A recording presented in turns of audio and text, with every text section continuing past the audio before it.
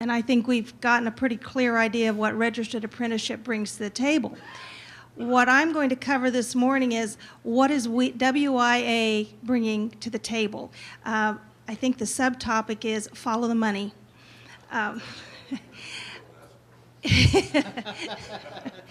also wanted to talk about what is happening with existing funds. To stay off that topic, don't ask for any more money, but in terms of if you follow the money that we currently have, what you can do with WIA funds to leverage registered apprenticeship.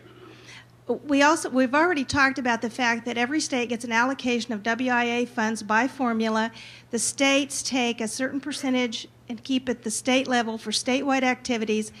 But one thing I really want you to remember is 90% of WIA funds go to your local workforce investment boards. Once you get through strategic planning, funding, those are the people who will make the decisions as to where WIA dollars go to leverage registered apprenticeship. Just briefly, in terms of in Kansas, Kansas is a state-administered apprenticeship program, and WIA state set-aside dollars, which is what we call the money the state retains, is actually used to run that office. It also supports the State Apprenticeship Council. I'm not sure you're all aware that there is the formal process, but then there's also the apprenticeship folks around the state also have an advisory council in each state that also advises how it operates in your state. Those funds create for us a state program manager who is, and the gentleman here who was talking about, find the person who knows the most about it, because that's what she does, and she is a tremendous asset to the state. Those funds are also used, the state of Kansas made the decision that rather than retaining all of that state staff in the state capital, they are dispersed throughout the state, and they are actually housed in the one-stops across the state. And they are party to those memorandum of understanding Mike was talking about, and they use those funds to pay their share of the rent, the overhead, and part of the operational cost of a one-stop. So that means they have quite a stake in seeing that that's working well because they live with us. They also are available to go out and train case workers, case managers, counselors, folks around the state for whom apprenticeship may be something new. Rather than trying to reinvent the wheel in your local areas, you can call on those folks to go do that training for you. If you'll set up the meeting, they will come. They also serve as an information clearinghouse. The topic is very complex.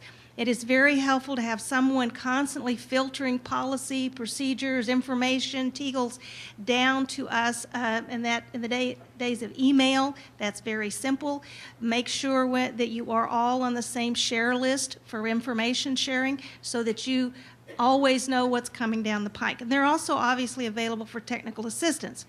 Now, of the 90% of the funds that come to a local workforce investment board, when I'm trying to explain to someone what the local workforce investment board, I like to think about the Verizon commercial where he always says, you know, I've got this network behind me.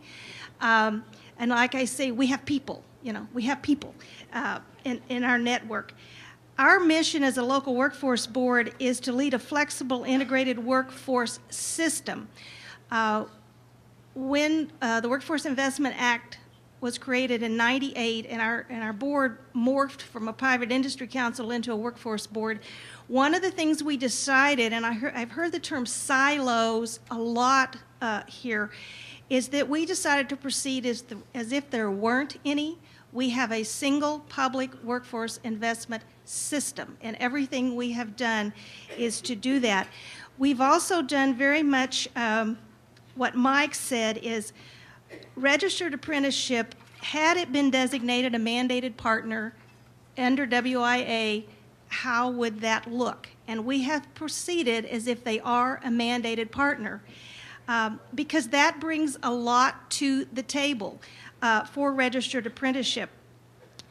Every local workforce investment board is required to have labor representation. In our case, we have two labor representatives, but they're also the directors of their apprenticeship programs. One of the things that the local workforce investment board does is they set the demand occupations for an area and determine where these training dollars go. It's very important that labor, business, and our registered apprenticeship people have a vote. They get to vote and help set where the funds go.